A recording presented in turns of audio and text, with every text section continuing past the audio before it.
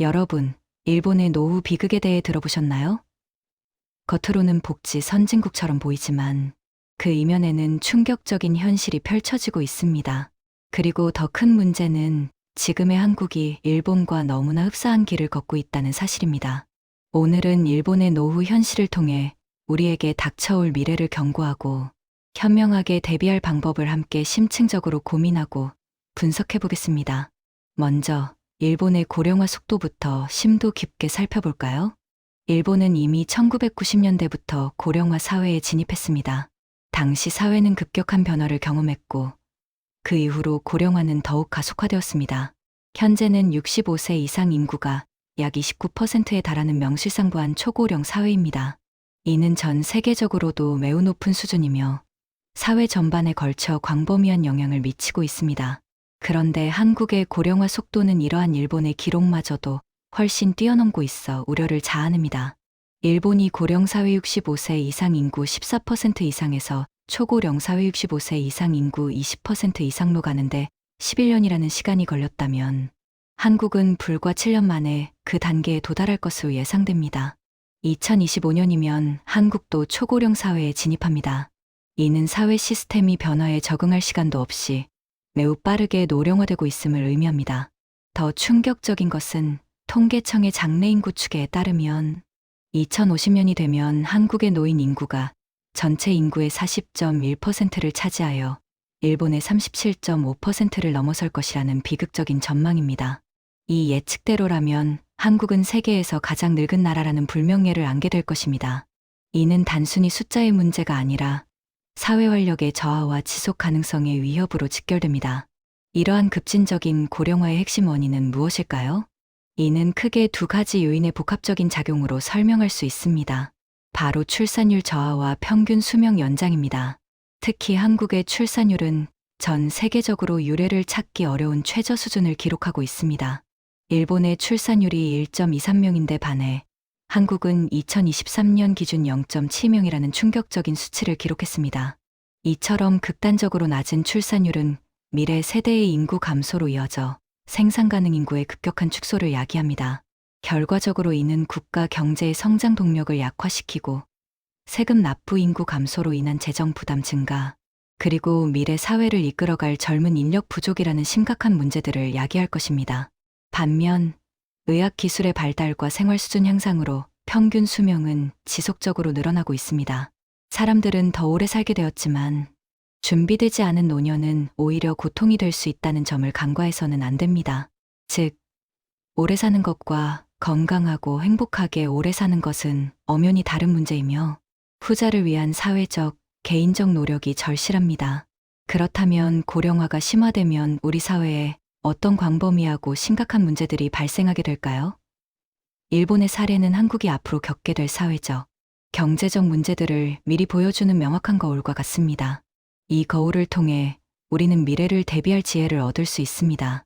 첫째, 노동시장의 구조적인 문제입니다.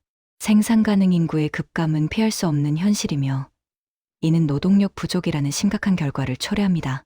일본은 이미 수십 년 전부터 이 문제에 직면하여 외국인 노동자들을 적극적으로 수용하고 고령층의 노동 참여를 유도하는 등 다양한 정책적 노력을 기울이고 있습니다.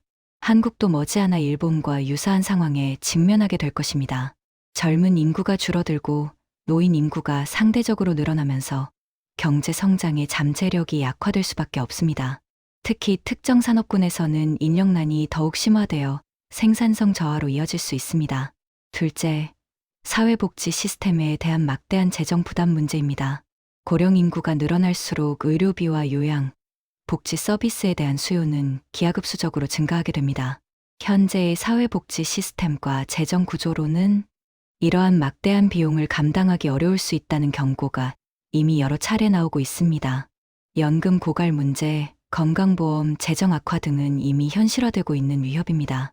기존 사회 시스템을 유지하는 것 자체가 어려워질 수 있다는 근본적인 질문이 제기될 정도로 사회복지 시스템 전반에 대한 근본적인 개혁과 대규모 투자가 시급한 과제로 떠오르고 있습니다. 셋째, 노인 빈곤의 심각성입니다. 한국의 노인 빈곤율은 2022년 기준으로 39.7%에 달하며 이는 OECD 국가 중 단연코 가장 높은 불명예스러운 수치입니다. 많은 노인들이 기본적인 생활조차 영위하기 어려운 빈곤층에 속해 있다는 사실은 우리 사회의 어두운 단면을 보여줍니다. 일본에서도 노인 빈곤은 심각한 사회 문제이며 이로 인해 생활고에 시달리다 범죄를 저지르거나 고립되는 등 다양한 사회적 비극이 발생하고 있습니다. 이는 노인들의 존엄성을 해치고 사회 통합을 저해하는 심각한 요인이 됩니다. 넷째, 8050 문제와 같은 새로운 형태의 사회 문제 대두입니다. 일본에서는 8050 문제라는 용어가 사회적 이슈로 떠올랐습니다. 이는 80대 이상의 고령 부모가 50대 이상이 된 키키코모리 은둔형 외톨이 자녀를 돌보며 생활고에 시달리는 비극적인 상황을 지칭합니다. 고령의 부모가 나이 든 자녀를 부양해야 하는 이 비극적인 상황은 고령화와 더불어 개인의 고립이 심화될 때 발생할 수 있는 심각한 문제입니다. 한국 역시 1인 가구의 급증과 청년층의 고립 현상이 맞물려 일본과 유사한 문제가 발생할 가능성을 배제할 수 없습니다. 이는 단순히 개인의 문제를 넘어 가족 관계의 붕괴와 사회적 책임의 영역으로 확대될 수 있습니다. 다섯째, 자산 구조의 불균형 문제입니다. 한국 노인들은 자산의 대부분이 부동산, 특히 아파트와 같은 주택에 집중되어 있는 경우가 많습니다. 이는 외형적으로는 자산이 풍부해 보일 수 있지만 실질적인 현금 흐름을 창출하기 어렵다는 치명적인 단점을 가지고 있습니다. 다시 말해, 부동산 부자이지는 모르나 당장 생활에 필요한 현금이 부족하여 어려움을 겪는 노인들이 많다는 것입니다.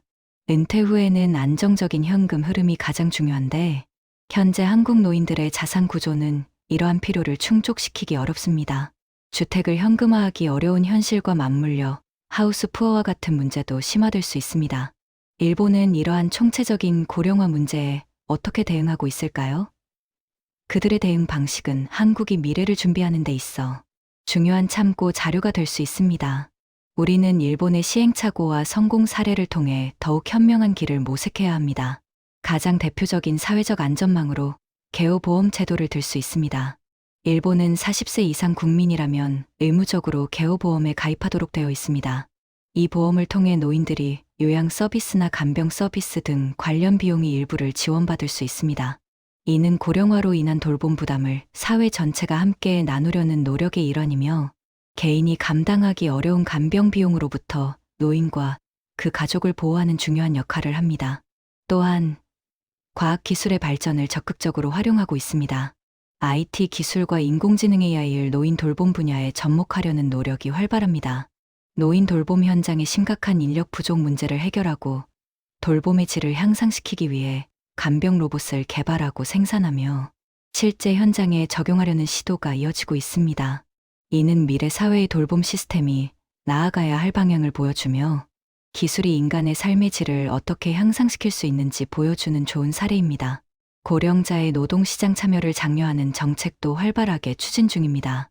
일본 정부는 은퇴 연령을 늦추고 고령층이 자신의 경력과 경험을 살려 일할 수 있는 다양한 형태의 일자리 창출을 지원하고 있습니다. 이는 고령자들이 경제적 자립을 유지할 수 있도록 돕는 동시에 사회 구성원으로서의 활력을 유지하고 사회에 기여할 수 있는 기회를 제공하는 중요한 정책입니다. 한국은 일본의 사례를 단순한 타산지석으로 삼는 것을 넘어 우리의 현실에 맞춰 심도 있게 분석하고 적용해야 합니다. 일본이 겪었던 시행착오를 미리 파악하고 그들의 성공 사례를 벤치마킹하여 한국의 실정에 맞는 고령화, 사회 대비책을 서둘러 마련해야 합니다. 시간은 우리 편이 아닙니다. 특히 2025년 문제는 한국 사회가 직면할 가장 큰 과제 중 하나입니다. 일본에서는 단카이 세대 1947년생과 1949년생, 약 800만 명가 75세 이상, 후기 고령층으로 진입하면서 의료비, 요양비 등 사회복지 비용이 급증하고 이로 인해 사회 전반에 막대한 재정적, 사회적 부담이 가중되는 문제를 겪었습니다. 한국도 비슷한 시기인 2020년대 중반부터 베이비붐 세대의 고령화가 본격화되면서 유사한 문제에 직면할 가능성이 매우 높습니다. 이에 대한 선제적인 대비와 치밀한 정책 설계가 반드시 필요합니다. 지금 바로 시작해야 할 문제입니다. 고령화와 관련하여 우리가 추가적으로 깊이 고려해야 할 중요한 점들이 있습니다. 한국의 노령화 지수는 매우 빠른 속도로 증가하고 있으며 이는 전 세계적으로 유례를 찾기 어려울 정도입니다. 통계청 자료에 따르면 2030년에는 한국의 노령화 지수가 일본을 넘어설 것으로 예상될 정도입니다. 이 지수는 유소년 인구 100명당 노인 인구 수를 나타내는데, 이는 미래 세대가 부양해야 할 노인 인구의 부담이 얼마나 커질지를 보여주는 지표입니다. 또한 한국인의 기대 수명은 꾸준히 늘어나 세계 최고 수준에 도달했습니다. 오래 사는 것은 분명 축복이지만 중요한 것은 단순히 오래 사는 것을 넘어 건강하고 행복하게 오래 사는 것입니다. 준비되지 않은 노년은 오히려 고통이 될 수 있다는 점을 간과해서는 안 됩니다. 그러므로 기대 수명 증가에 발맞춰 삶의 질을 유지하며 건강하고 품위 있게 노년을 보내기 위한 사회적 그리고 개인적 차원의 철저한 준비가 그 어느 때보다 절실합니다. 이러한 절박한 상황 속에서 우리는 어떻게 노후를 현명하게 준비해야 할까요? 일본의 비극을 반복하지 않기 위한 구체적이고 실천 가능한 방법들을 함께 깊이 있게 모색하고 실천해야 합니다. 지금부터 말씀드릴 내용들이 여러분의 노후 준비에 실질적인 도움이 되기를 바랍니다. 첫째, 안정적이고 지속적인 현금 흐름을 구축하는 것입니다. 은퇴 후 가장 중요하고 필수적인 요소는 매달 꾸준히 들어오는 고정적인 수입입니다. 부동산과 같이 자산이 크더라도 현금화가 어렵거나 유동성이 낮은 자산만으로는 생활비를 충당하기 어렵습니다. 따라서 부동산 자산 외에 배당주, 채권 투자, 혹은 임대 수익을 창출할 수 있는 부동산 포트폴리오를 구축하는 등 현금을 주기적으로 창출할 수 있는 자산을 미리 마련해야 합니다. 설령 작은 금액이라도 좋으니 은퇴 후에도 지속적으로 수입을 얻을 수 있는 구조를 만드는 것이 매우 중요합니다. 이는 예측 불가능한 노년의 지출에 대비하고 심리적인 안정감을 가져다 줄 것입니다. 둘째, 적극적으로 사회적 연결망을 유지하고 확장해야 합니다. 일본의 고독사 문제는 단순히 경제적인 빈곤만의 문제가 아니었습니다. 주변 사람들과의 관계 단절로 인한 심리적, 사회적 고립이 더 큰 비극을 초래했습니다. 돈이 아무리 많아도 홀로 고립된 노년은 행복하기 어렵습니다. 따라서 은퇴 전부터 동호회 활동, 자원봉사, 지역 커뮤니티 참여, 종교 활동 등을 통해 적극적으로 사람들과 꾸준히 교류하고 새로운 관계를 맺는 노력이 필요합니다. 이는 정신 건강에 큰 도움이 될 뿐만 아니라 비상 상황 시 도움을 주고받을 수 있는 든든한 사회적 안전망이 될 수도 있습니다. 은퇴 후 갑작스러운 고립감을 느끼지 않도록 미리미리 준비하는 것이 현명합니다. 셋째, 자녀와의 관계를 건강하고 균형 있게 설정해야 합니다.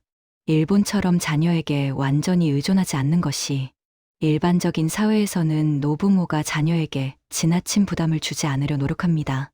반면 한국은 여전히 부모가 자녀에게 경제적, 심리적 지원을 아끼지 않는 문화가 강합니다. 하지만 이 두 극단적인 방식 모두 노후를 어렵게 만들 수 있습니다. 자녀에게 모든 것을 희생하는 것은 부모 자신의 노후를 위태롭게 하고, 반대로 완전히 단절하는 것은 정서적인 고립을 초래할 수 있습니다. 따라서 경제적으로는 스스로 자립하되 정서적으로는 긴밀한 유대감을 유지하는 균형 잡힌 관계가 중요합니다. 서로에게 지나친 부담이 되지 않으면서도 정신적인 지지대가 될 수 있는 성숙한 관계를 만들어야 합니다. 넷째, 은퇴 후에도 지속적으로 일할 수 있는 준비를 철저히 해야 합니다. 일본에서는 70대, 심지어 80대 노인들이 편의점이나 마트에서 활기차게 일하는 모습을 흔히 볼 수 있습니다. 이는 단순히 생계 유지를 넘어 이를 통해 건강을 유지하고 사회적 관계를 이어가며 삶의 활력을 얻는 중요한 수단이 됩니다. 한국도 점차 정년 없는 사회로 빠르게 변화할 것입니다. 평생 직장이라는 개념보다는 평생 직업의 개념으로 접근하여 은퇴 후에도 자신의 전문성을 살리거나 새로운 기술을 배워 소득을 창출하고 사회활동에 꾸준히 참여하는 노력이 필요합니다. 이는 경제적인 안정뿐만 아니라 정신적인 만족감과 자존감을 유지하는 데 필수적입니다. 다섯째, 건강관리에 최우선적으로 힘써야 합니다.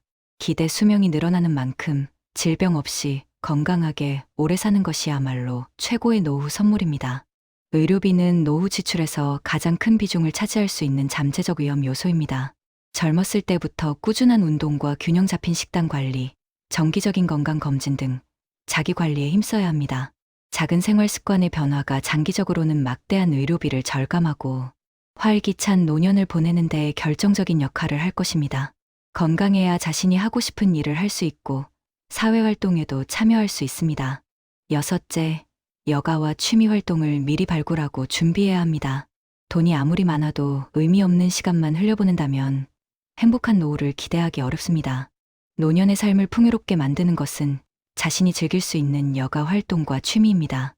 여행, 독서, 음악 감상, 미술 활동, 글쓰기, 봉사활동 등 자신이 즐길 수 있는 취미를 일찍부터 찾아 꾸준히 즐기는 것이 좋습니다. 이는 단순한 시간을 보내는 것을 넘어 새로운 것을 배우고 성취감을 느끼며 삶의 활력을 불어넣는 중요한 요소입니다. 은퇴 후 찾아올 긴 여가 시간을 어떻게 보낼 것인지에 대한 계획이 없다면 무료함과 고립감에 빠지기 쉽습니다. 일곱째, 노후 자금의 보존과 안정적인 운용에 최선을 다해야 합니다. 은퇴 후 흔히 저지르는 실수는 부족한 노후 자금을 한꺼번에 불리려다가 무리한 투자로 손실을 보거나 자녀 지원으로 자금을 소진하는 경우입니다. 일본에서도 사기 피해나 잘못된 투자로 노후 자금을 잃고 어려움에 빠진 사례가 많습니다. 한국 또한 마찬가지로 고수익을 약속하는 검증되지 않은 금융상품이나 투기에 쉽게 현혹되는 경향이 있습니다. 노후 자금은 공격적으로 불리는 것보다는 잃지 않는 것이 훨씬 더 중요합니다. 안정적인 자산 배분과 방어적인 운용 전략을 통해 힘들게 모은 노후 자금을 안전하게 지키는 것이 무엇보다도 필수적입니다. 불확실한 미래에 대비하여 안전자산의 비중을 높이고 전문가의 조언을 구하는 것도 현명한 방법입니다. 여러분, 일본의 현실은 우리에게 뼈아픈 교훈을 주고 있습니다. 하지만 이 교훈을 통해 지금부터라도 철저히 준비한다면 같은 비극적인 길을 걷지 않을 수 있습니다. 노후는 기다린다고 저절로 안정되지 않습니다. 미리 계획하고 꾸준히 실천해야만 안정되고 풍요로운 노년이 보장됩니다. 경제적 자립, 사회적 연결, 그리고 균형 잡힌 가족 관계. 이 세 가지가 바로 우리의 노후를 든든하게 지켜주는 핵심 기둥이 될 것입니다. 오늘 말씀드린 이러한 전략들이 여러분의 노후 준비의 작은 길잡이가 되고 미래를 밝히는 등대가 되기를 진심으로 바랍니다. 지금 바로 여러분의 노후를 위한 행동을 시작하십시오. 감사합니다.